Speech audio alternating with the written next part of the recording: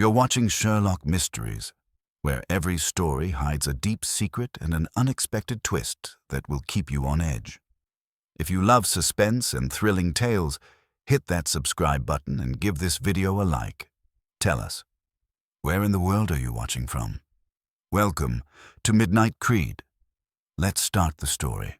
The telegram arrived on a clear October evening, harsh and quick, like a smack across the face. Hercule Poirot, magnificent in a dove-grey suit and sipping a tisane at his flat on Whitehaven Mansions, turned the folded slip of paper over once in his fingers, as if weighing its moral worth before reading the contents. The fire crackled softly near him. Outside, the London sky had turned purple at nightfall. "Mon Dieu," he whispered after reading it twice. Such an unusual name for a location. Young men in velvet. What can it mean, Hein? The communication came from Inspector Edward Cray of the Devon Constabulary, a sincere if slightly embarrassed colleague Poirot had helped with a gem robbery 2 winters earlier. The message read, "Urgent. Unexplained death at Dartmoor's private estate. Young men in velvet." The circumstances are odd. Discretion is necessary. The owner requests you specifically. We'll send a car. Poirot's brow grew 1/8 of an inch. Nowadays, few people request him by name.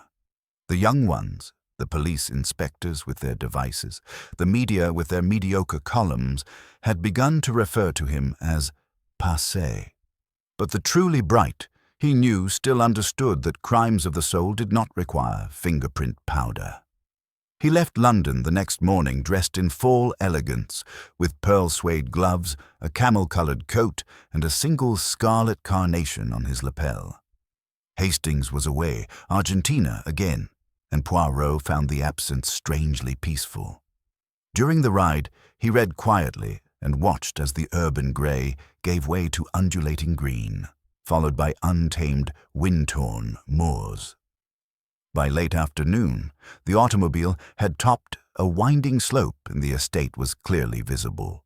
The home itself was unusual, one of those early 20th century country estates erected by society eccentrics who valued taste over tradition. The stone was angular and pale, with sweeping modern windows and Art Deco railings. But what drew my attention right away were the 4 life-sized bronze statues on the front lawn. Young men in velvet tunics, each poised mid-dance, their limbs supple and nearly in flight. They stood in a flawless diamond formation. "Young men in velvet," Poirot said quietly as he stepped out of the automobile. "How very theatrical." He was greeted by Inspector Cray, who appeared more weathered than Poirot remembered, his trench coat powdered with moorland mist and his jaw set in a hard, unsettling line.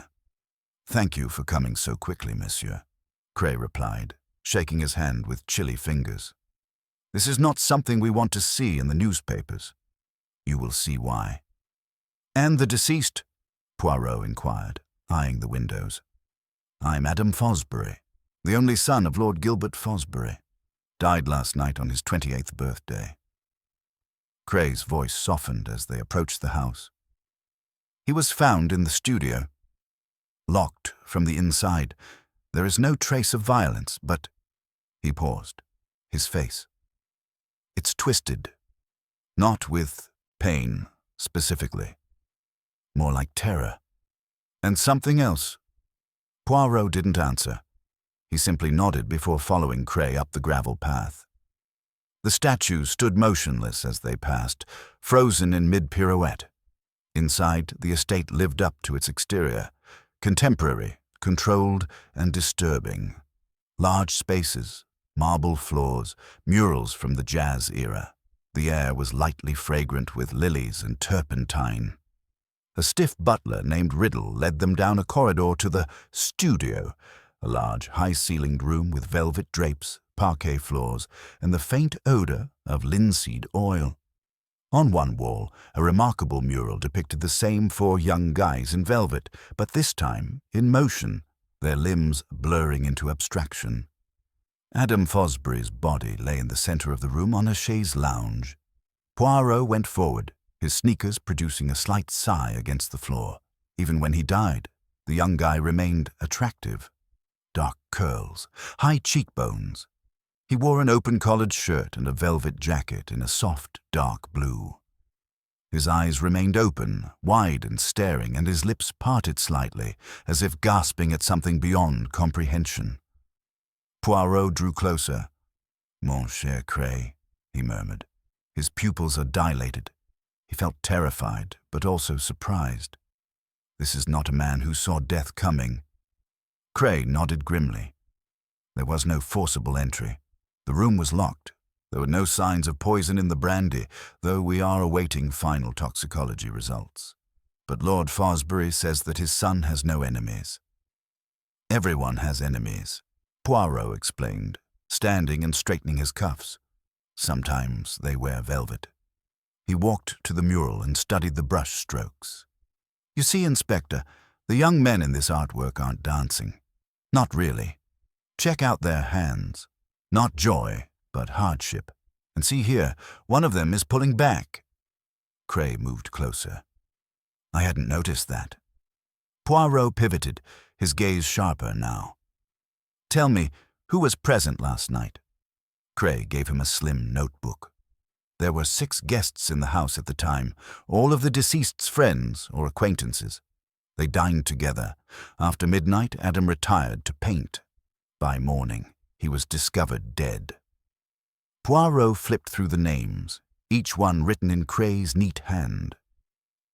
The cast includes Gideon Vale, a sculptor and former schoolmate, Adam's cousin, Madeleine Fosbury, Henry Arledge, a theatre director, and Sylvie Lemaire, a French model staying for the season.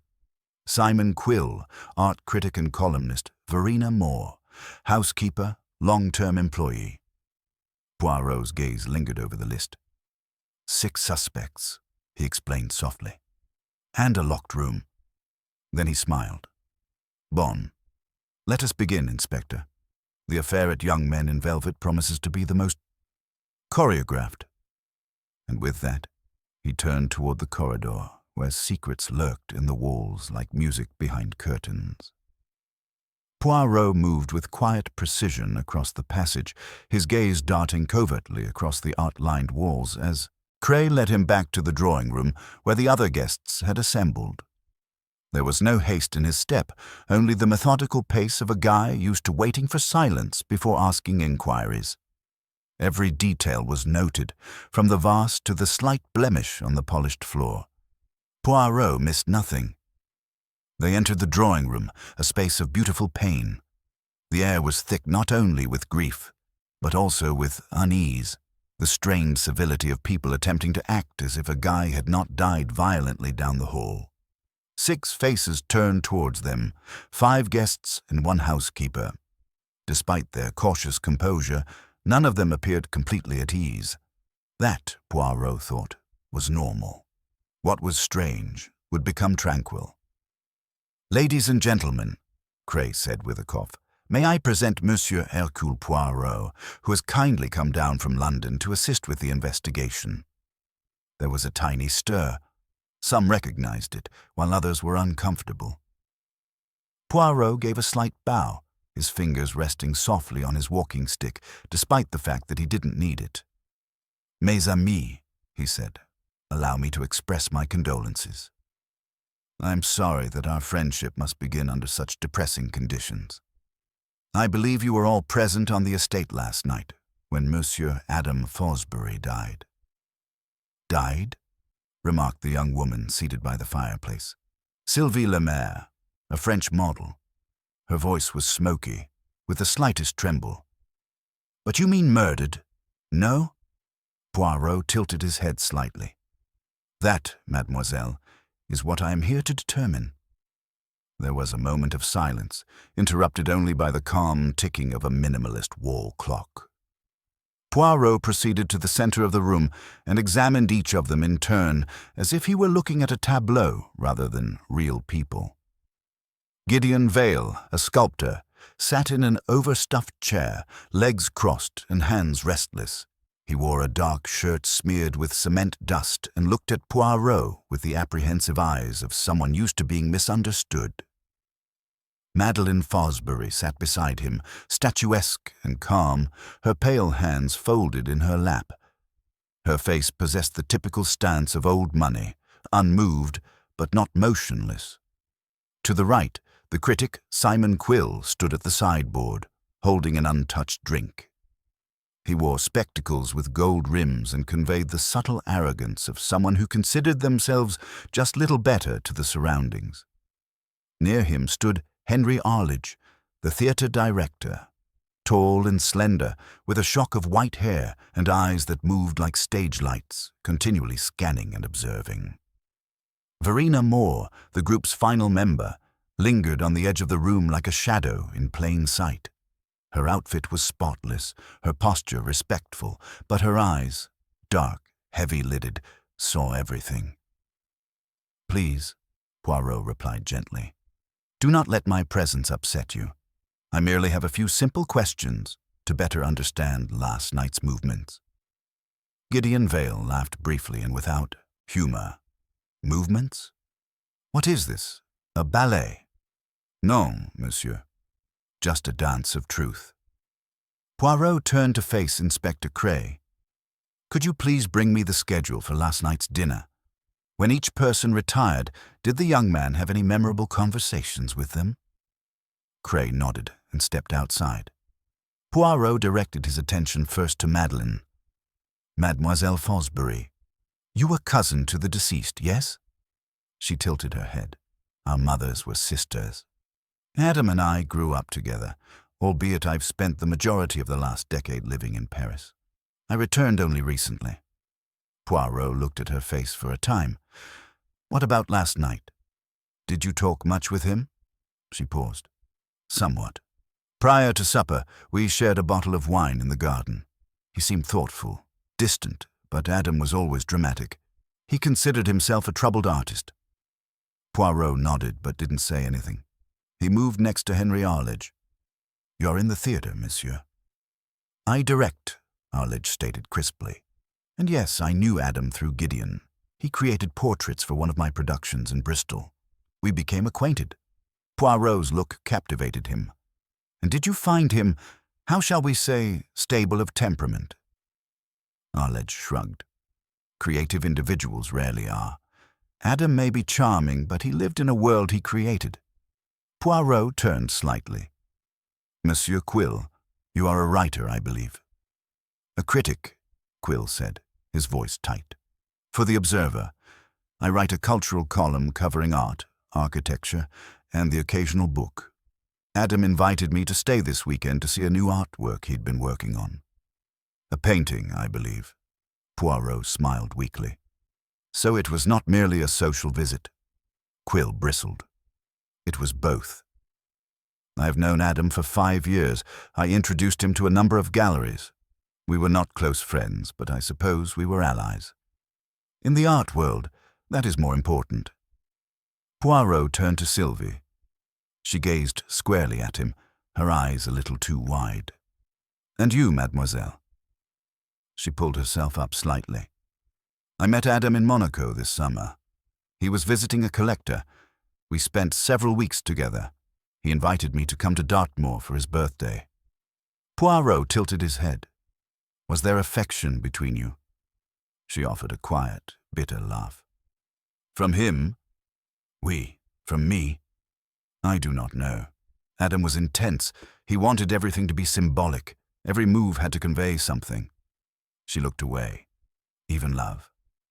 Poirot responded, "Merci," and turned to Verena Moore, who had been standing motionless all while.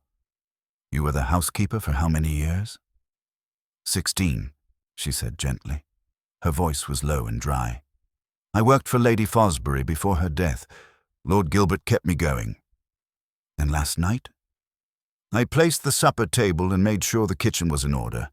I don't join the guests. After that, I retired to the cottage out back, next to the gardener's shed. I was in bed by 10:30. Poirot nodded slowly. His gaze narrowed slightly. "Forgive me, mademoiselle. But who else would have had access to the studio? Verena looked him in the eyes. Anyone who knows Adam. He didn't believe in locks until it was too late. He only locked the studio when he needed to brood. Poirot tapped his chin thoughtfully. Just then, Cray returned with a handwritten schedule. "We pieced this together from guest accounts," he explained, presenting it to Poirot. Poirot reads 8 p.m., dinner served in the main hall. 9:30 p.m., drinks at the salon.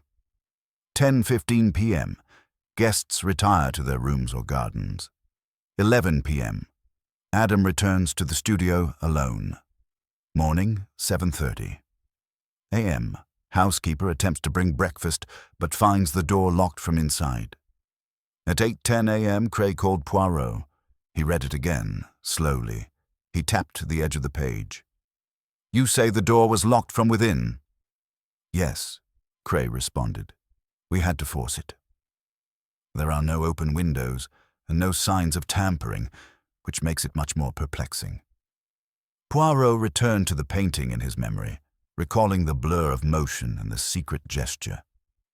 "There is no such thing as a baffling crime," he said quietly. "Only baffled minds." He took another glance around the room. 5 guests, 1 servant, 6 lives are tightly entwined around a man who is now lying quiet in velvet. He grinned softly to himself. "Come, Inspector.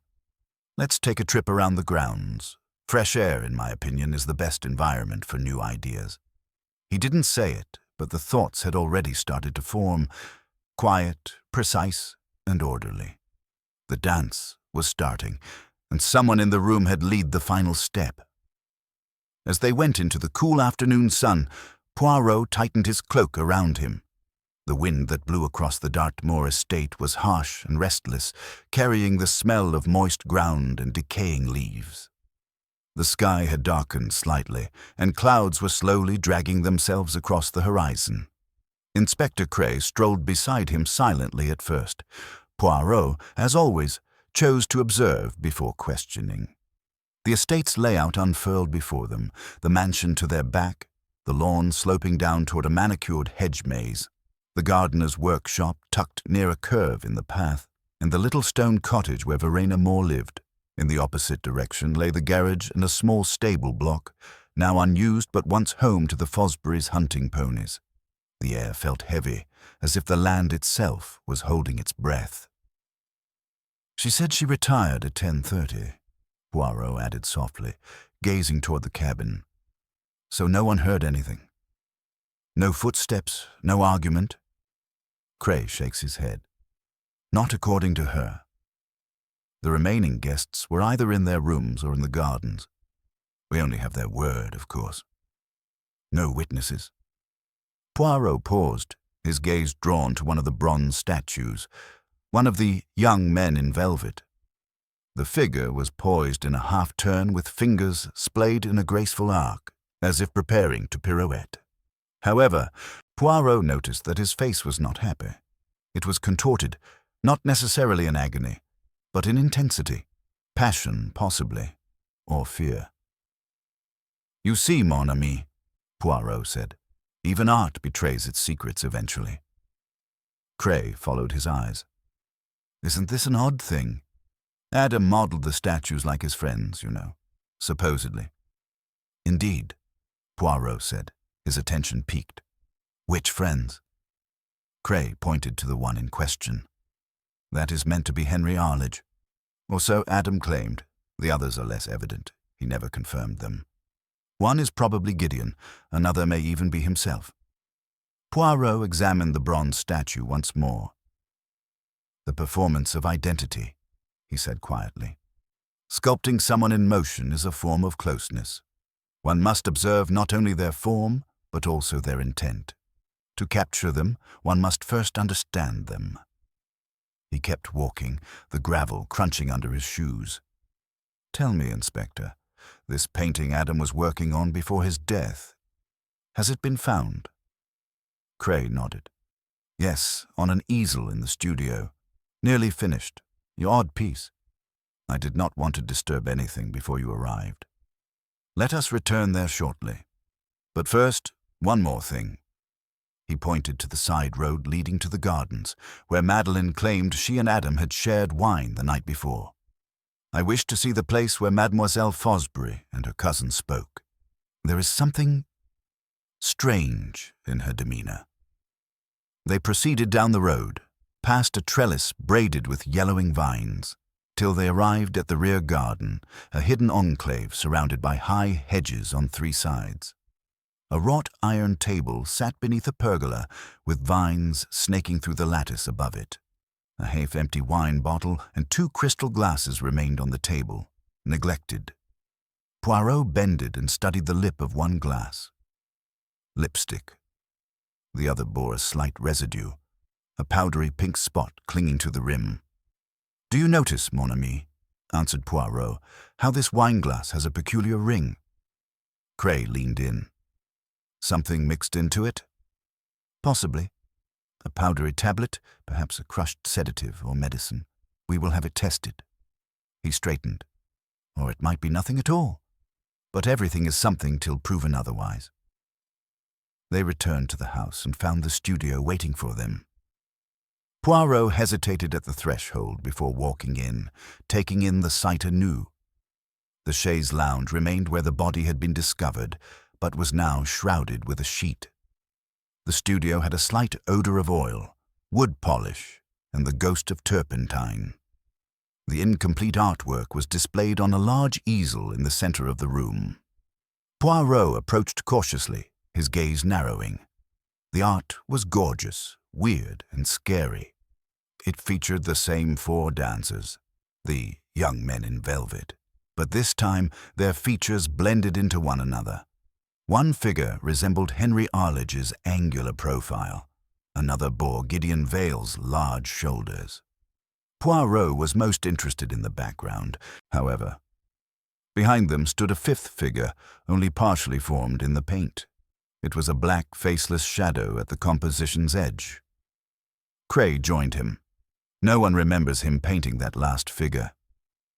Poirot's gaze did not leave the canvas. Because they weren't supposed to see it, he added it in solitude. Maybe late last night.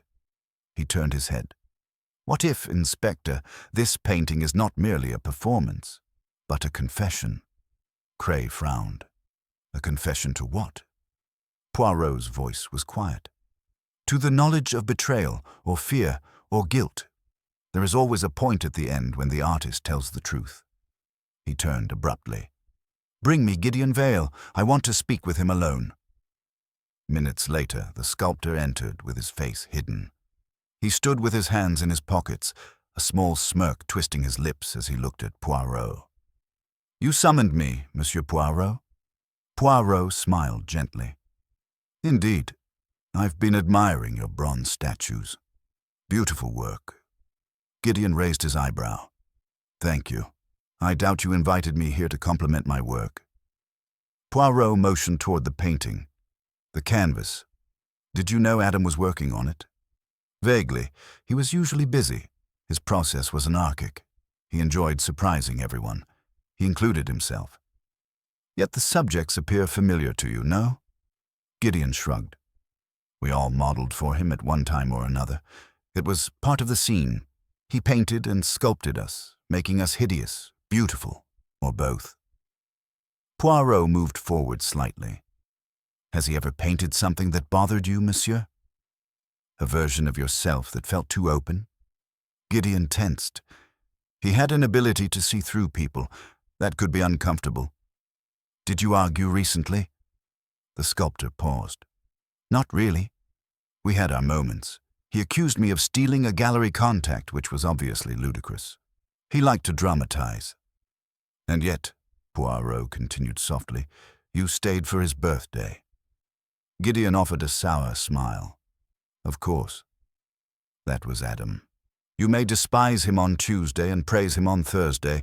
He formed enemies in the same way that most people converse." Poirot remained silent for a minute before dismissing him with a respectful bow. When the door shut, he said without turning, "Call for Sylvie Lemaire next." Her aroma preceded her by half a breath as she entered carefully. Her lips formed a cautious smile, but her eyes were suspicious. She remarked, "You found something," rather than asking a question. "Perhaps," Poirot responded. "Tell me, mademoiselle, did Adam mention any threats? Are there any fears?" She shook her head slowly. He was upset. He suspected that someone was imitating his work. He claimed to have uncovered sketches in his own style, but not his hand. He joked that it was his shadow self. I thought it was all nonsense.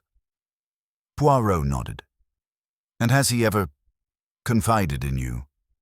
What about the others? What about Gideon?" She gave a small shrug.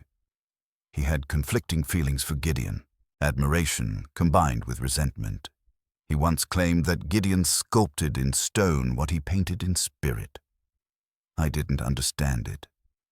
Poirot paid close attention to her. "Did you love him?" Her eyes narrowed slightly. Love is a term Adam used too casually. Me? I was fond of him, but love. Not in the way he wanted. Poirot gave her a modest nod of appreciation before dismissing her. When he was alone again, he strolled to the window, watching the grey light filter through the trees. The case, like the artwork, was growing clearer in the shadows. Every suspect had something to hide. However, one element remained in his mind, the faceless figure in the painting. Not a subject, a presence, not art, a message. And Poirot, more than anybody else, understood that the truth was sometimes hidden, not in what one said, but in what one dared to describe. As twilight fell across the Dartmoor estate, Poirot stood at the studio window, his hands clasped behind his back, his gaze fixed not on the garden beyond, but on the painting's reflection behind him. The canvas continued to torment him. The faceless figure, half-painted and half-hidden, was more than just an artistic choice. Poirot became increasingly certain it was a cipher, and, like other ciphers, it is solvable. The door slowly opened, and Inspector Cray entered with a folder in hand. "Toxicology came in faster than expected," he continued, presenting the findings. "There was nothing in the brandy glass that killed him. No sedatives or poisons. What about the wine glass from the garden? There are trace amounts of chloral hydrate." Poirot nodded slowly. A sedative, strong enough to impair the senses. If Adam had consumed that before retiring to the studio, he might have been disoriented, Cray concluded, slow to react, vulnerable. "Exactly," replied Poirot. "However, it does not explain how he died. Did the heart give out? But in a young man, fit, healthy, it should not have, unless he was already experiencing extreme emotional distress." Cray lowered his voice. "We are having the body re-examined. Look for symptoms of induced heart failure, such as alkaloids or chemicals that may not appear on normal panels. However, the room was locked. We keep coming back to it." Poirot made a little noise, nearly a hum. "Don't be fooled by the romanticism of a sealed room, mon ami. The world is filled with keys, and the intelligent criminal does not always lock from within. They simply want it to appear so." He turned fully, brushing a particle off his sleeve. "There is a deceit here, but it does not include locks and windows. It is of psychology." He walked across the studio, gesturing to the canvas. "This figure, the shadow, do you not find it peculiar that no one has identified who it represents?" Cray looked again. "It is indistinct, could be any of them. Could even be symbolic." Poirot's brows lifted. "Ah, but symbols are picked for certain reasons. Adam was a man preoccupied with significance. Every motion, every color, he applied meaning like lacquer. This was not at random." He moved closer to the painting. "I think he knew who would kill him, at the very least who might try. And this was his last act of expression." Cray frowned. "So what now?" "Now," Poirot remarked, adjusting his tie, "we speak with Henry Arledge." They discovered the theatrical director sitting in the reading room, an open volume of Racine on his lap and a glass of port by his side. He looked up as they entered, composed but wary. "Ah, Monsieur Poirot," he remarked. "I was wondering when you'd get to me. Gideon stated you were inquiring about the painting." Poirot nodded and took the seat opposite him. "Indeed, it is an outstanding composition. Did you model for it?" Arledge had a tight smile. "In part. Years ago, Adam utilized previous designs and images. He was a magpie, collecting moments." "You had a close association then?" Arledge leaned back. "I admired him. He had raw skill but lacked discipline. We had tensions, creative differences. He was, may we say, overly fond of dramatization." "Did you see him the night he died?" "Only shortly after dinner. I went out for air and then retired early." Poirot tilted his head. "You have a theatre company, I believe." "I do. Bristol's Ashlight Company. We create both contemporary and classical works. Adam planned to stage one of his more abstract pieces with us, a cooperation that was never fully realized." Poirot paid close attention to him. "You're a man of structure. Precision. Your profession requires it." "Indeed," Arledge said, fixing his cufflinks. "Theatre is about control as well as illusion, timing, blocking. Even the pandemonium is rehearsed." Poirot arose slowly. "And so is murder, monsieur." Arledge's smile did not completely evaporate, but it was no longer visible in his eyes. "Are you accusing me?" "Non, non. I'm simply observing. But I have to ask, did Adam ever threaten to divulge anything? Anything personal? Anything embarrassing?" There was a pause. Arledge's countenance flickered subtly and briefly. "He was a provocateur," he said ultimately. "He loved to give the impression that he understood more than he actually did. Secrets, affairs, and mental affairs. But I never provided him anything that could be weaponized." Poirot bowed slightly. "Thank you, monsieur. That's all for now." Cray breathed in the hallway. "Do you believe him?" Poirot's response was moderate. He believes in himself, which is not usually the case. They returned to the drawing room, where Simon Quill was sitting alone, penning notes in a small leather-bound journal. He looked up, annoyed. "I assume you're here to ask whether I killed my friend," he told me. Poirot grinned thinly. "You anticipated correctly." Quill shut the book with a snap. "I didn't, but I think someone here did. That woman, Madeleine, had a strange hold over Adam. And Sylvie, she's been playing games with everyone." "You sound certain," Poirot remarked. "Yet you stayed." Quill smirked. "Writers stay till the finish, even when they know it won't be pleasant." Poirot's gaze hardened. "What was your stake, monsieur?" "You knew Adam. You encouraged him. But you also benefited from closeness." Quill glanced away. "He granted me access. The realm of artists, galleries. Men like Gideon and Henry communicate solely with insiders. I became one. And if Adam withdrew that access?" "He threatened it once," Quill explained quietly. "After I published a less than impressive column, they called me a parasite. But he cooled down.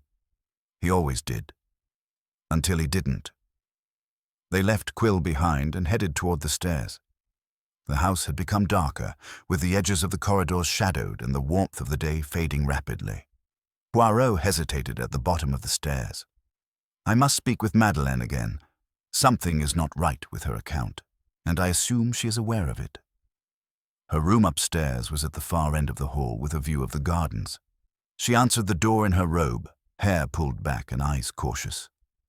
"I won't lie to you, Monsieur Poirot," she said before he could speak. "I don't sleep easily." "Nor do the innocent, mademoiselle," Poirot answered kindly. "But I am here only to ask one question. Why did you lie about the wine?" She stiffened. "I didn't." "There was a sedative in Adam's glass," Poirot explained gently. "Not yours." You knew it. You left it there." After a long silence, she stepped back to let him in. The room was charmingly sparse, with cool greys, bookshelves, and a writing desk. "I didn't poison him," she answered finally. "But yeah, I gave him medication to help ease his jitters. He asked for it. We had argued earlier in the day over money and family issues, and he was on a downward spiral. I have some old sedatives from my stay in Paris. I placed one in his glass before we sat in the garden. He drank it. He knew. He didn't want to discuss it." Poirot studied her. "So why not say so?" She paused. "Because I knew how it would appear. I was unsure if it was only a sedative. The bottle was unmarked. It had been years. I panicked." "You should not lie to the truth, mademoiselle," Poirot said. "It grows impatient." She dropped into the chair near the fireplace, her fingers clenching the robe's belt. "I loved him, you know, not romantically, but deeply. We were alike. We were both born into lives that we had not chosen. We're both trying to make sense of them." Poirot nodded slightly and left her, returning to the studio. This time, he saw something new, a faint smear near the painting's base, something dry and red. Not painting. Dried blood? Number Poirot leaned in. Wax. Rubbing burgundy sealing wax flat. He took a step back and looked again. A painting is more than just that. It conveys a message, or better still, a warning. Under the faceless figure, scratched faintly into the corner, he saw the outline of a letter, or a part of one. A name, perhaps. Poirot smiled to himself. The truth was surfacing, and now it only needed to be invited to speak. Poirot stood motionless in the dimly lit studio, his gaze lingering on the faint smear of sealing wax and the nearly invisible etching beneath the painting's lower edge. The wax had been applied hastily, not with decorative flourish, but almost in panic. That in itself told him much. He reached into his breast pocket, withdrew a monogrammed handkerchief, and gently dabbed at the faint marking. The light caught it at an angle, just enough to reveal a curved stroke, the tail end of a capital letter, perhaps a Q, perhaps a stylized G. He made no attempt to touch the rest. It was not yet time. The painting, like the crime itself, was an unfinished sentence. To rush to the period before the clause was complete would be most unwise. Outside, the wind was rising. A storm was coming. Poirot sensed it not only in the branches tapping the studio window, but in the emotional undercurrents of the house. Tension had been mounting, and soon it would reach its breaking point. He left the room without a word and found Inspector Cray in the hallway, conferring quietly with a constable. "Mon ami," Poirot said, "I require 2 things. First, bring me Verena Moore, the housekeeper. And second, I wish to see the tools and supplies Adam kept for his painting. His pigments, brushes, wax, sealing sticks, everything." Craig gave a brisk nod and set off. Poirot returned briefly to the drawing room and poured himself a small glass of water from the sideboard. He took a seat, setting the glass down without drinking. He allowed the silence to stretch, listening, always listening, to the house itself.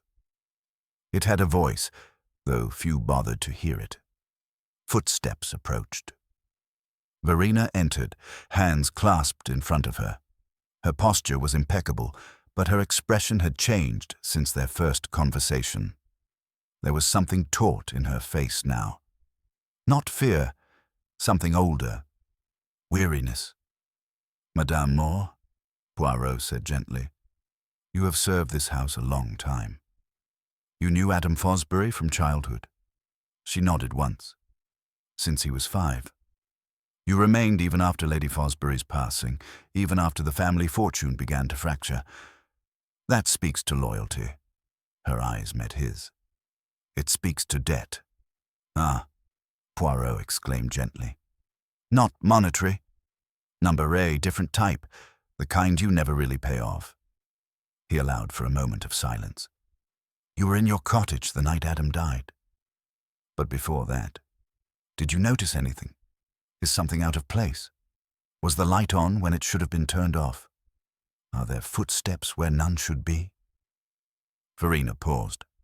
I spotted Miss Lemaire strolling down the corridor late. I'd think it's past 11. She didn't have shoes on. I'm heading towards the studio. Poirot lifted an eyebrow. She did not mention that. No, Verena answered. I imagine she wouldn't. Poirot stood and walked slowly to the fireplace, gazing into the icy grate. You see, Madame Moore, there is something in this house that everyone is circling but no one is willing to name. A shadow, a sense of presence. Adam tried to paint it, and I now feel he died as a result of that. Verena did not say anything, but her eyes twitched only once. Poirot made a turn. You knew he was afraid, didn't you? A long pause. Yes, she replied. But he didn't know why. That was the part that scared him. He had lost the ability to distinguish between performance and reality. Poirot gave a slow nod. Merci, madame. Cray returned as she departed, carrying a wooden box. It included pigments, oils, paint tubes, bits of rag, and, 3 sticks of sealing wax, black, deep green, and burgundy. One of the sticks was fractured, and the tip had crusted as if it had been melted over a flame. There's our match, Cray stated. Do we test it? Poirot shook his head. Later, for the time being, allow the murderer to approach us. He looked up at the stairs. This is Sylvie Lemaire. She must be spoken to again, right away. Cray arched his brow but complied. Sylvie entered after a few minutes, covered in a silk shawl and with her hair loosely fastened. She appeared more fragile and unpolished. Fatigue was beginning to show. Poirot didn't rise to greet her. He remained seated, his fingers intertwined before him. Mademoiselle, he said, you were seen in the hallway late last night, walking towards the studio. Sylvie's eyes widened, only slightly. She healed rapidly. Yes, I did go. I couldn't fall asleep. I thought I might speak with him, but when I came close, the door was shut and I could hear him chatting. So I turned around. Poirot had a low voice. You overheard him saying, to whom? I don't know, she answered. It sounded like Gideon, or maybe Henry. I was unsure, but you did not mention this before. No, she answered. Because I was not supposed to be outside of my room. I did not want to be a suspect. Poirot's expression remained unchanged. And yet you are one. Sylvie paled. I didn't kill him. No, Poirot concurred. But you may know who did. I beg you, mademoiselle, to think carefully. What did you hear? Sylvie paused. Her voice sank to a whisper. I heard Adam say, no more lies. Then there was a pause. Then, I should never have trusted you. Poirot gave a slow nod. Merci. He stood and walked to the door. We're almost done, he said over his shoulder. Poirot returned to the studio and stood before the painting for the 3rd time that day. He lifted a small brush from the art box and dipped it in a bit of turpentine. He rubbed gently and carefully over the dried wax mark. It flaked somewhat, exposing more of the carved letter underneath. The full name began to emerge. Quill. The artist did not scratch it with passion. The etching was deliberate. Is there a signature? Number a hint. Poirot took a step back, his heart at ease and his mind racing. Simon Quill, he said quietly, you have overplayed your hand. The critic had always taken care to position himself on the outskirts, useful, observant, and present. However, they were never involved, but he was everywhere. The guest who knew everyone, the man who relied on Adam for access, content, and reputation. Poirot wondered if the man was afraid of being exposed. Because what if Adam had painted something, seen something, or written something that Quill would not allow to be published? Poirot rang the doorbell and summoned Cray. Everyone will be gathered in the drawing room tomorrow morning, he announced. We will conclude this performance with its final act. Cray gave a frown. You've solved it. Poirot smiled slightly. I have seen the dance. I've read the canvas. And now it is time to reveal the dancer. The next morning dawned grey and silent, as if the moors had paused to listen.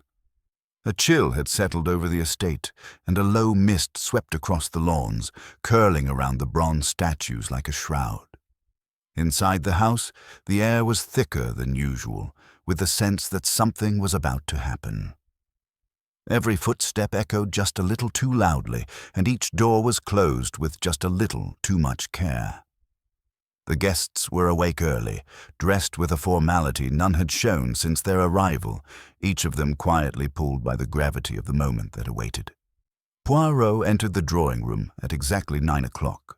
He looked as good as ever, with his dark suit pressed to perfection, his shoes gleaming, and his tie not as symmetrical as a mirror.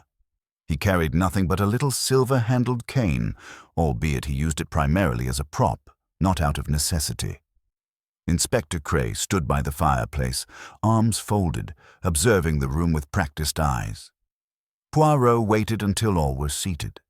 Madeleine Fosbury sat upright, her countenance poised but brittle, as though too much pressure may fracture it.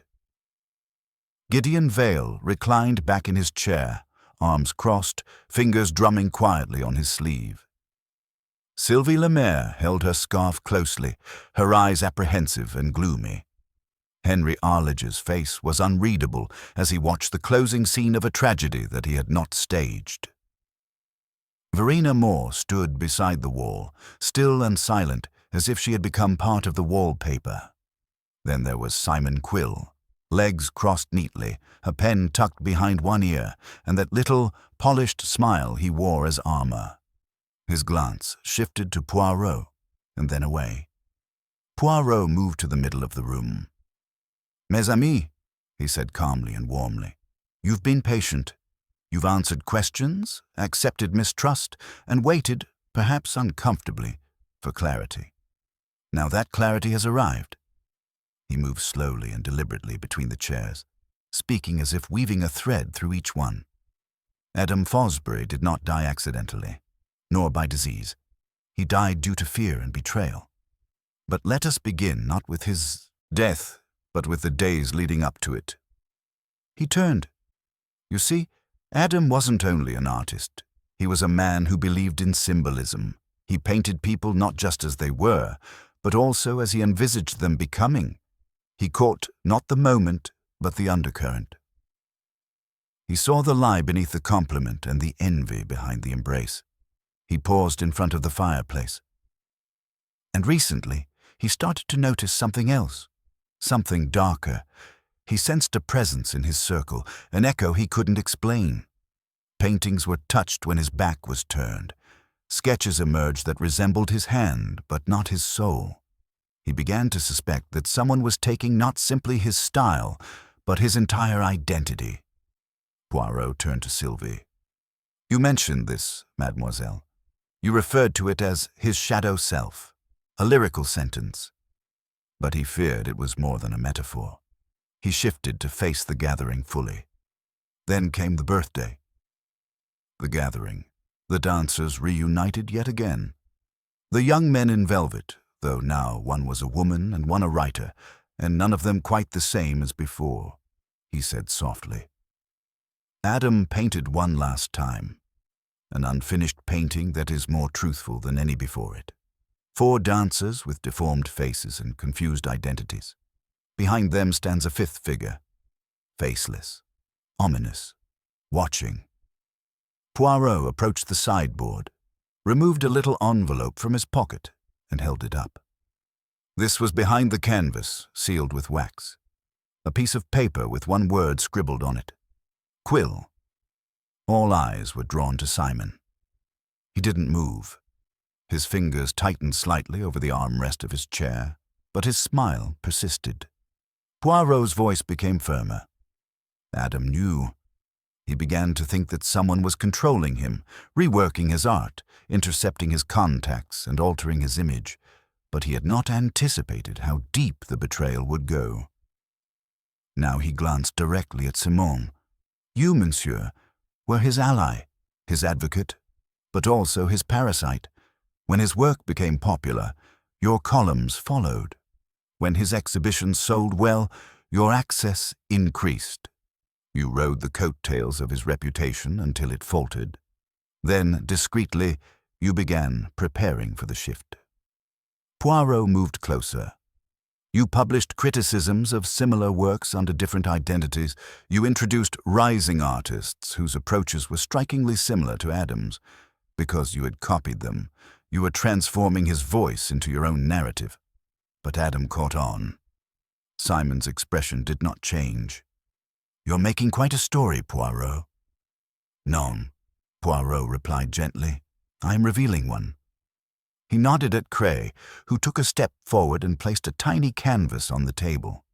It was unsigned, but clearly in Adam's style, except not quite. The brushwork was slightly different, less confident and more mechanical. The subject is a dancer in profile, nearly identical to the one on Adam's mural. This was submitted anonymously to the Prescott Gallery 3 weeks ago, Cray stated. It claimed to be a rediscovered Adam Fosbury work. However, forensic research reveals a different pigment composition and, under UV light, faint penciled guidelines that Adam never used. Cray stepped back. Poirot resumed. Adam had started collecting evidence. He was aware that someone was leveraging his legacy against him. In that final painting, he attempted to reveal it, but someone, you, Monsieur Quill, panicked. Poirot's voice lowered. You entered the studio late that night under the guise of checking on him. Perhaps you assumed he was sleeping, induced by the sedative in his drink. You confronted him. He accused you. Maybe he threatened to expose you.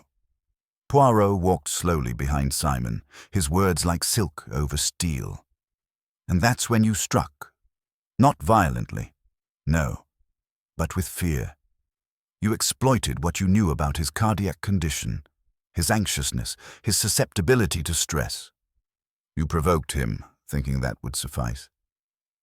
Poirot halted. The room was deathly silent. You spoke the correct words. You saw his breath stutter.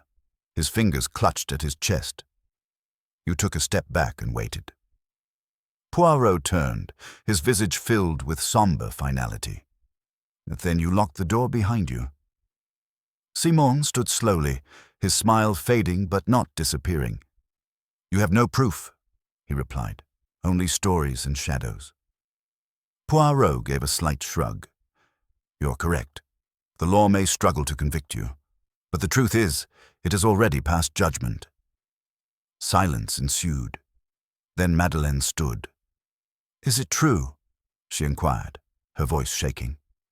Simon glanced at her, and for the first time, something shattered in his composure. It was always going to end this way, he said. Adam turned everything into drama. He would not let go. He wanted to paint indefinitely and never let anyone else come forward. Poirot stood aside. Cray approached quietly and placed a hand on Simon's shoulder. Until further notice, Mr. Quill, you will remain under supervision.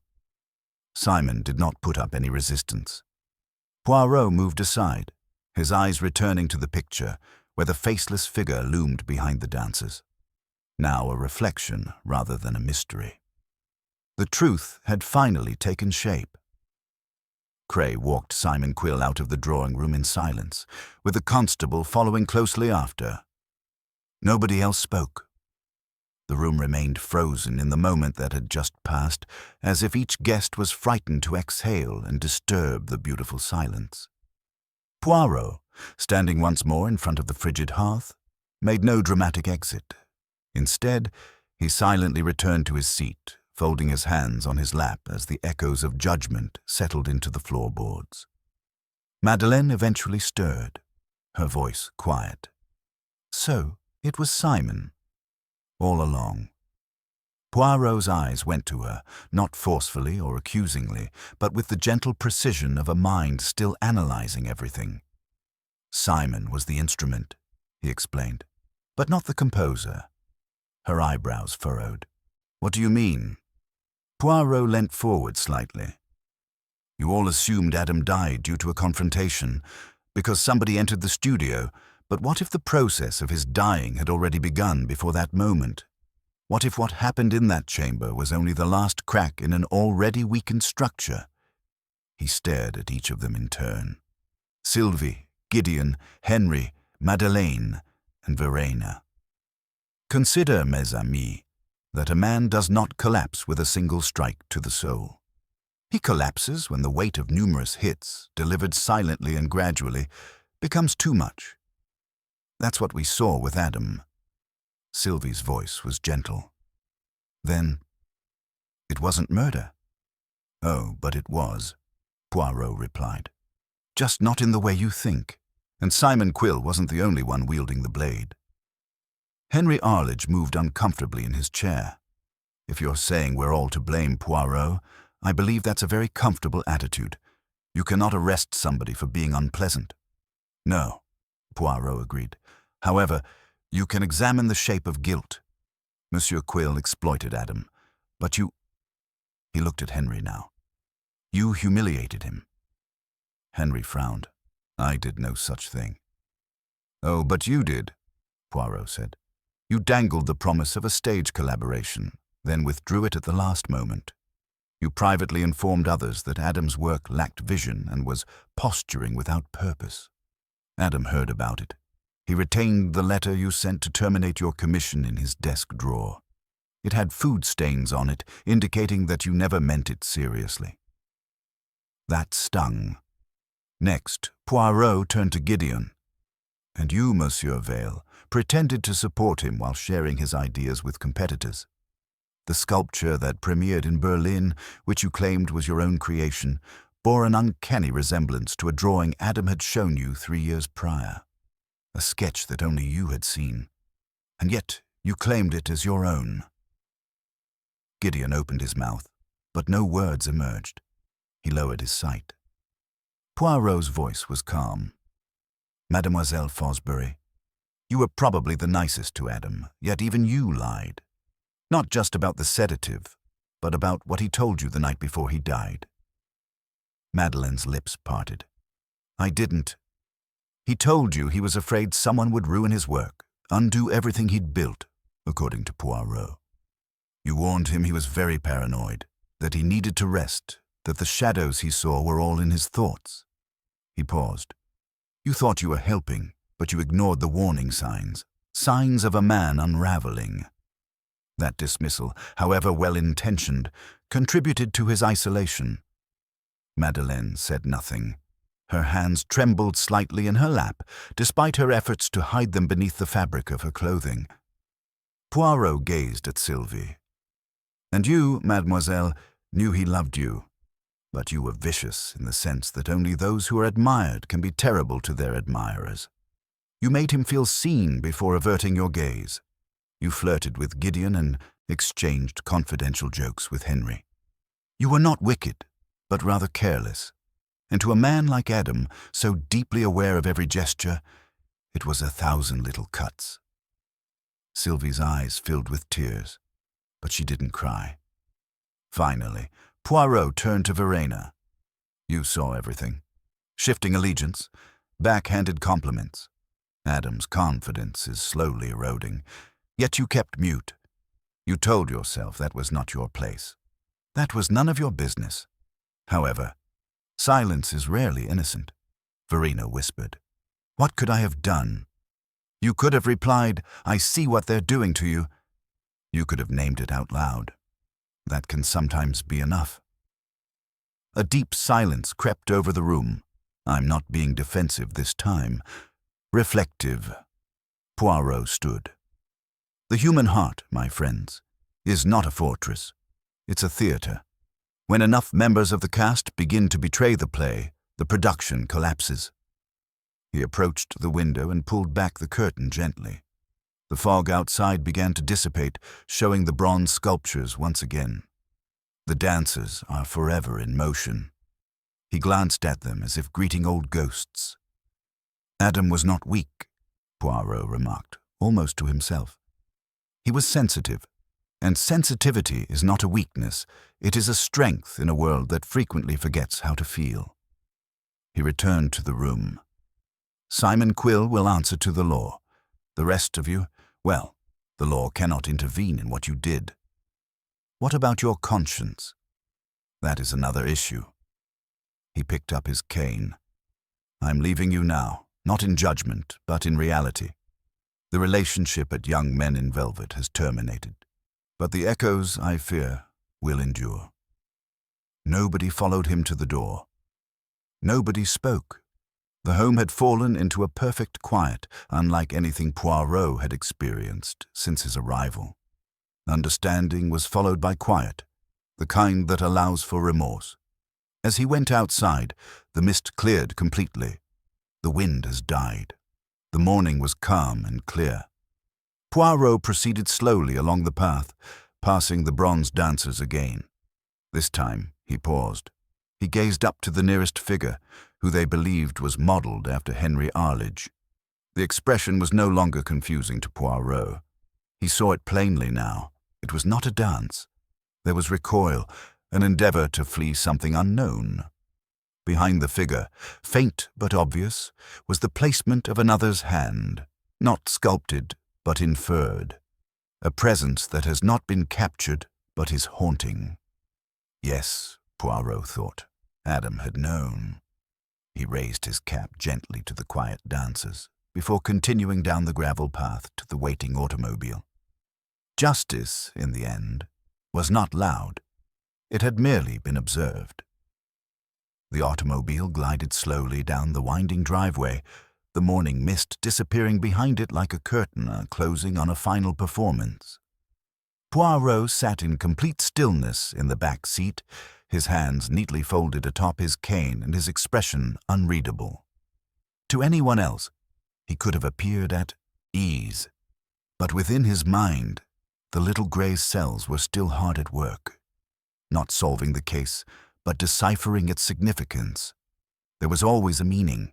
Not all crimes were motivated by greed, envy, or fury. Some, like this one, were the result of erosion, quiet betrayals, gradual abandonments, and art transformed into currency. It was the tragedy of ego disguised as admiration, of competitiveness masquerading as friendship. Adam Fosbury's death came with a faint, unseen stillness of disappointment, not the sound of a firearm. Half an hour later, Poirot arrived at the small Devonshire railway station, where a train was waiting to transport him back to London. As he went onto the platform, a light rain began to fall, just a fine mist but enough to bead against his hat's brim. He walked slowly, not out of exhaustion, but to reflect. His suitcase had been sent ahead, and he was carrying only his cane and a little leather-bound notebook tucked beneath one arm. On the train, he sat alone in a private compartment, gazing out at the passing countryside, which blurred into a watercolour of hedgerows and stone walls. He occasionally scrawled down a note or two in his book, but not regarding suspects, timetables, or clues. That part of the lawsuit was completed. However, there were always human aspects to capture. Feelings, impressions, character-related insights. Poirot was not a man who took pleasure in the downfall of others. It brought him no pleasure to expose a killer, yet he did it with clarity and conviction. The satisfaction came not from overcoming guilt, but from defending the truth. And truth, in this case, had taken a peculiar and twisting path.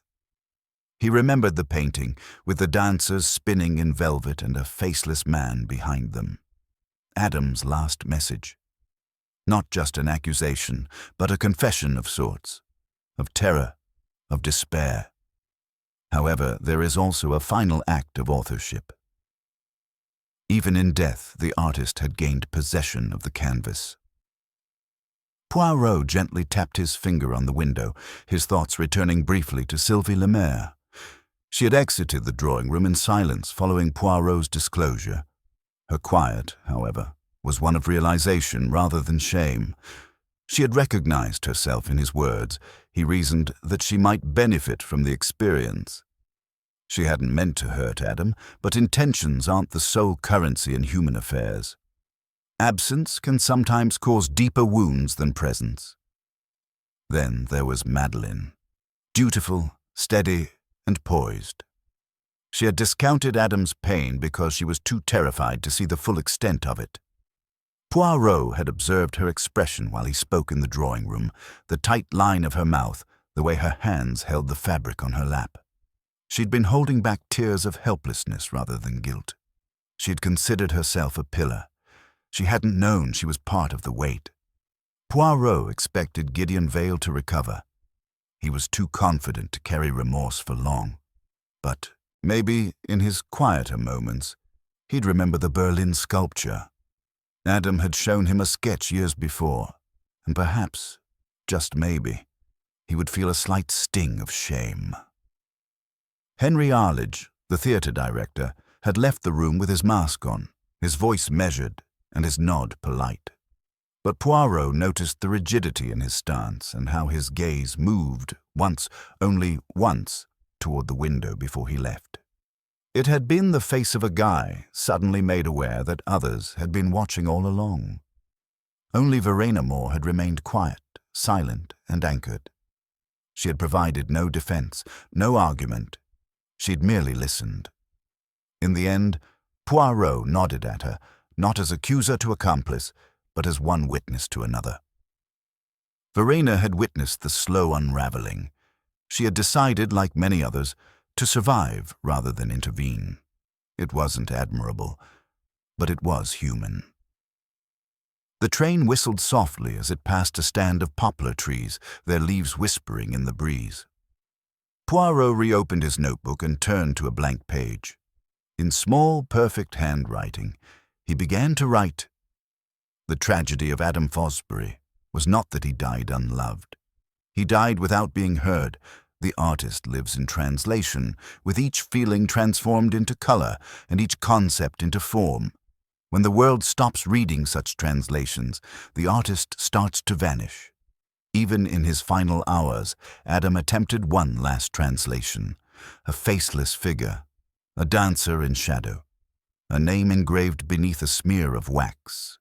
He transformed death into art because it was the only language he could trust." He closed the notebook and sat back, eyes closed, allowing the train's rhythm to relax him. When Poirot returned to London that evening, he declined an invitation to eat with acquaintances and instead returned to his flat at Whitehaven Mansions. He had a small meal of roasted fowl with olives and thyme and drank a tisane by the fire. The city hummed outside the windows, but within everything was quiet. Order was restored.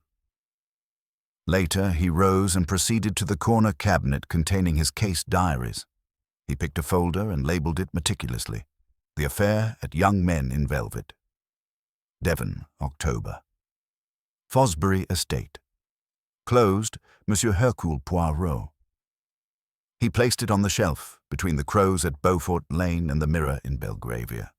Then he stood for a long time, his fingers lightly stroking the spines of old investigations, recalling names and memories, some bitter, some sweet, but always be true. Poirot turned out the lights in his study and retired to his bedroom. Before falling asleep, he thought about neither Simon Quill nor Adam Fosbury. Instead, he focused on the painting's faceless figure. How many such figures had he met in his life? The perpetrators of the crime? Not usually the hand that acted, but the quiet that enabled it, the pressure that made it feasible, unacknowledged accomplice. He was confident in his ability to see others. Human nature has not changed. But with each case and reality revealed, he chipped away at the shade. And for tonight, that was enough. Poirot closed his eyes and slept.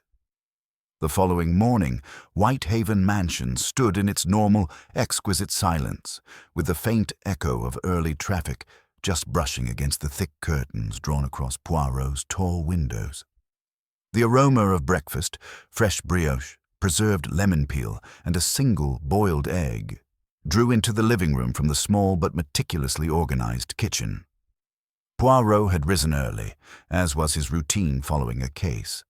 While many detectives took days off, Poirot found peace and structure. Order, as always, was the balm. He had dressed nicely, as if an audience was waiting for him, yet none existed. Dark plum waistcoat, white linen shirt, and shoes polished to a soft luster. His tie was soft gold and perfectly knotted. As he sat down at the breakfast table, there was a knock on the door, 2 crisp taps and pause. He knew just who it would be. "Entrez," Poirot said gently. Miss Felicity Lemon, his secretary, was meticulous in both form and function. She walked in with a document tucked under one arm and a newspaper under the other. "Good morning, Mr. Poirot. I believe Devonshire was exciting." "Ah, Mademoiselle Lemon," he remarked with a slight smile. "Eventful indeed, though not in the way the newspapers want." He pointed to the chair opposite. "Will you take coffee?" "I've already had mine, thank you," she replied quickly, setting the folder on the table. "Correspondence from Scotland Yard. And this," she held up the Times, "which has chosen to take a rather theatrical perspective of your probe." Poirot accepted the article with curiosity and opened it to the society section. There, beneath a slightly florid headline, "Murder in Velvet, Tragedy in the Artist's Circle," was a polished description of Adam Fosbury's death, written with that characteristic tone of fake sorrow and thinly veiled gossip. Quill's name was deleted and substituted with "a prominent art columnist now under investigation." The story avoided discussing motive, instead casting the incident as a dramatic addendum to a decadent circle of bohemian elites. Poirot raised an eyebrow. "So they continue to treat the truth as an accessory?" "None." Miss Lemon gave a slight shrug. "People prefer suggestion to certainty, particularly when certainty feels dull." Poirot folded the paper neatly. "Mademoiselle, the truth is never dull, only obscured." He laid it aside and examined the folder she had brought, which was primarily filled with letters. Some from previous clients, others from law firms. One note in particular drew his attention. A single sheet of thick, embossed paper. He read it slowly. Then he read it again. Miss Lemon noticed the pause. "Is something the matter?" Poirot's countenance changed, not in terror, but in something close to melancholy. "It is from Verena Moore," he stated softly, "the housekeeper." Miss Lemon tilted her head. "From the Fosbury estate?" "Oui." He passed the note to her. It was short, poised, sincere. "Dear Monsieur Poirot, you described silence as an accomplice. I haven't thought of much else since. There was something I didn't say, not out of malice, but because I believed it would not influence the outcome. And yet I believe you are correct. The truth deserves a place. It's even too late." Before Adam died, he had begun to write a letter. It's not quite a suicide note. However, I must bid you farewell. He placed it in the bottom drawer of his desk, beneath the brushes. I discovered it the morning after his death, and, ashamed of what it implied, burnt it. He had just penned one line. "If they will not hear me, let the painting speak. I thought you should know. I apologize." Verena Moore, Miss Lemon, lowered the paper carefully. Then he intended it as a warning. Poirot nodded, his gaze locked on a distant spot. As a voice. A final attempt to reach those who refused to listen while he was alive. He rose and approached the window, hands behind his back. "Imagine, mademoiselle, how deeply one must feel to leave a sign rather than a note. A figure, faceless. The name is half-carved. He knew he would not be believed, and still he painted. That's the tragedy." Miss Lemon observed him attentively. "It was a difficult case." "Non," Poirot replied, turning back. "The crime was straightforward. The aftermath is difficult. Simon Quill may face trial, but what about the rest? Who were the ones who whittled away at Adam without ever drawing blood? How does society explain for subtle malice and sophisticated betrayals? Miss Lemon folded the letter and tucked it back into the folder. "They live with themselves," she explained simply, "which may be the harsher sentence." Poirot regarded her with warmth. "Mademoiselle Lemon, sometimes I believe you are the wiser of the two of us." "That," she remarked, standing, "is obvious." He smiled. As she left, Poirot returned to the fire, sitting in the armchair with his notebook once more. He went to the last page of the Young Men in Velvet article and wrote the following lines. "Let the painting speak," he said. And so it did. But not just from guilt. It spoke of longing, of the importance of being clearly visible to those who look but do not see. Finally, justice is more than just discovering the killer's hand. It is also the defense of the soul that perishes first. Let it be noted that not all murderers intend to kill. But they do. He closed the notebook, stood up, and adjusted his cuffs. The morning had brightened, and the rain had gone. Outside, the city proceeded without pause, ignorant of the silent reckoning that had just been written in a single neat line of ink. Poirot removed his hat from the stand by the door and gently placed it on his head. There were errands to run, new clients to meet. But for now, he walked aimlessly, letting the city unroll around him. The dancer had fallen. However, the reality had danced on. The sidewalk glistened beneath Poirot's sneakers as he stepped out into the crisp London morning. The rain had left a subtle shimmer on the cobblestones, and the autumn breeze blew the edges of fallen leaves into silent spirals along the curb. It was a familiar street just off Hanover Square, where no stores had yet opened and the city's more hectic rhythms had yet to begin. This was a time of day Poirot favored, not for its stillness, but for its possibilities. The world, before it began speaking loudly, often revealed truths it otherwise concealed. He walked with measured grace, his cane tapping lightly, not out of necessity but for rhythm, and his gaze gently sweeping across window panes, brass doorknobs, and the occasional early passer-by. His steps were not aimless, as he had persuaded himself. A part of him was always drawn toward something. Today, it was a reflection rather than a hint. Though the affair at Young Men in Velvet had ended, a remnant of thought clung to Poirot's mind. Not like a stain, but like a perfume that lasted long after the air had changed. In other situations, he exposed offenders using clearer malice and tactics. The case had been more porous. Simon Quill had behaved with intent, but not necessarily with foresight. It was the type of murder that resulted from the gradual accumulation of opportunity and animosity, rather than a single incident. It necessitated a different type of justice, one that extended beyond courtrooms and juries, one that asked society whether silence, too, was a type of crime.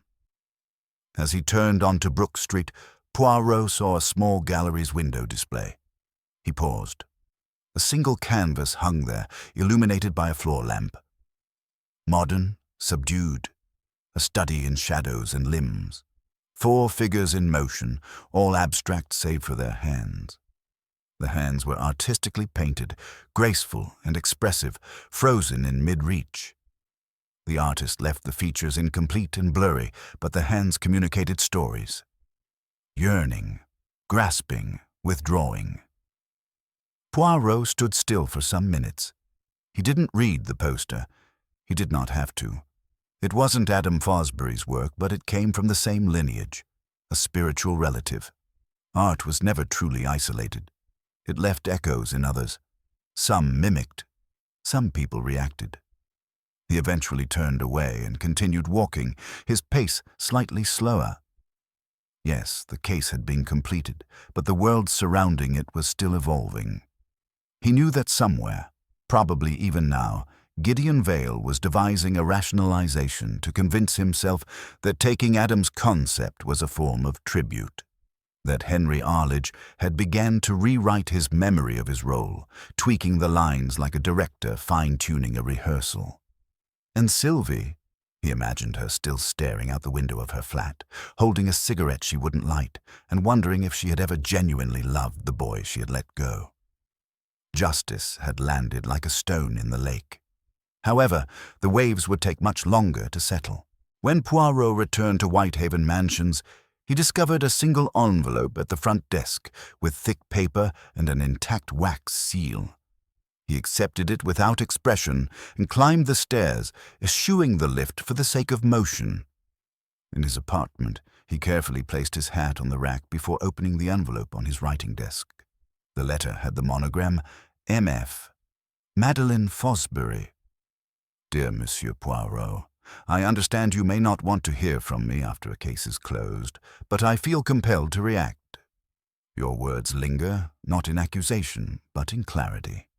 You held up a mirror, and despite my pride in perfection, I only saw distortion in my own reflection. Adam was more frail than I wanted to believe. I misinterpreted his vulnerability for vanity.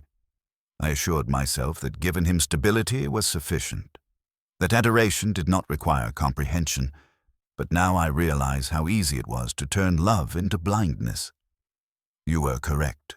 We did not deliver the final blow, but we did close the curtain, each in our own manner.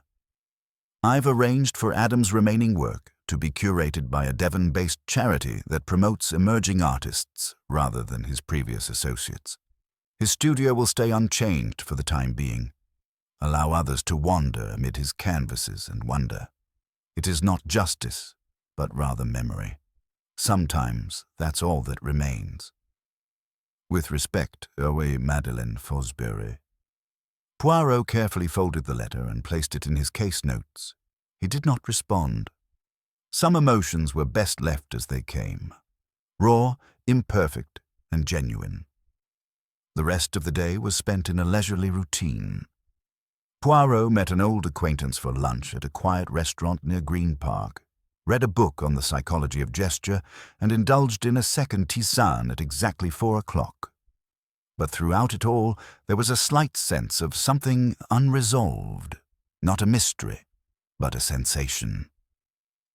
At dusk, he returned to the fireplace, nestling onto the chair as the flames slowly rose in the hearth. He reopened his notebook.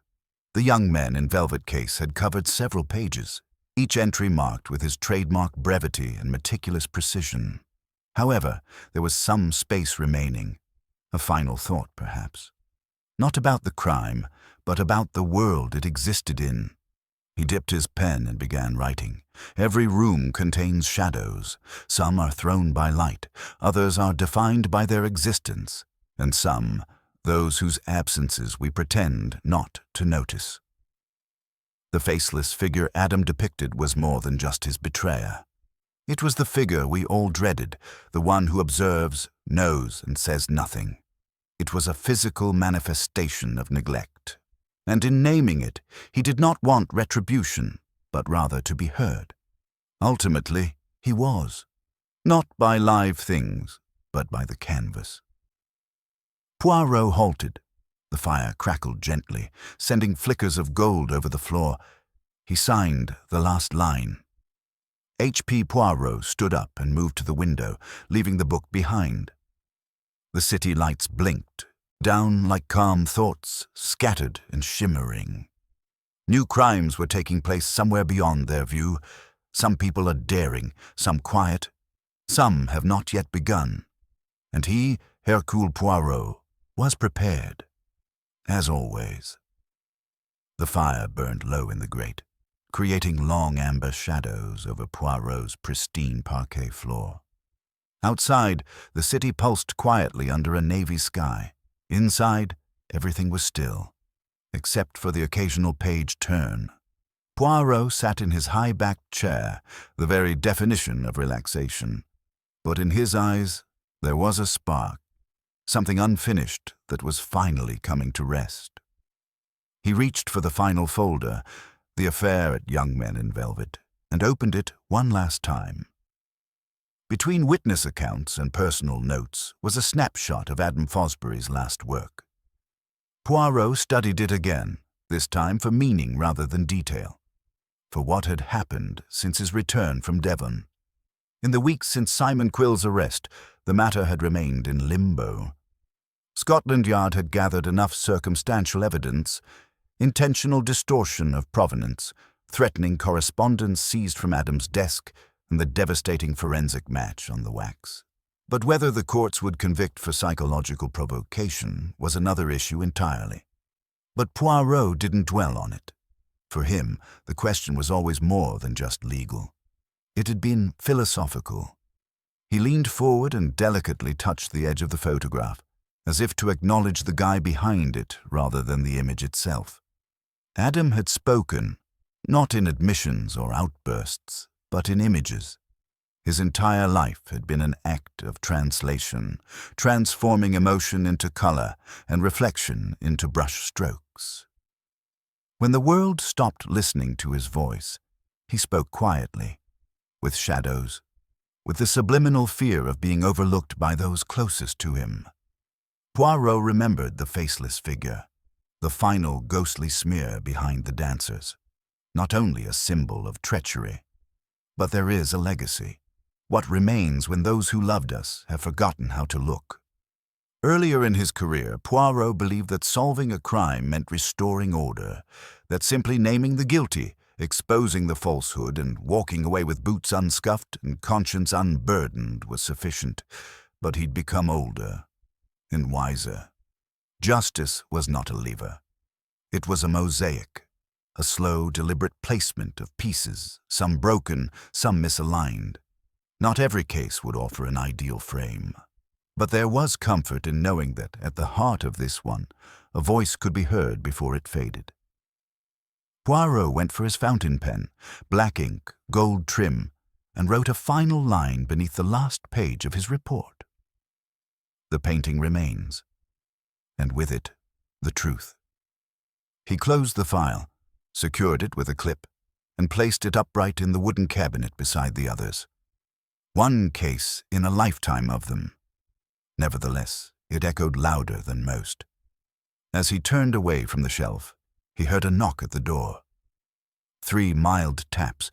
Poirot opened it to discover a young woman standing there, unfamiliar but just slightly nervous in her posture. "Excuse me," she asked. "Are you Monsieur Poirot?" "I am," he said cheerfully, eyeing the packet in her hand. A slightly worn envelope. She stretched it. "This comes from someone named Sylvie. She requested me to bring it. She has left London for the continent." Poirot accepted the envelope carefully and nodded his appreciation. The girl disappeared down the hallway. Returning inside, he opened the note. "Monsieur Poirot, I'm not sure what justice looks like anymore. But I've understood that indifference can be more damaging than cruelty. That sometimes the pain we cause stems from our choice not to feel. Adam was many things, difficult, emotional, dramatic. But he saw me better than I wanted to accept. I believe I owe him at the very least an acknowledgement. You are correct. Some killings occur slowly. Some are deadly without the use of weapons. Thank you." S.L. Poirot carefully folded the letter. He didn't sigh. He didn't smile.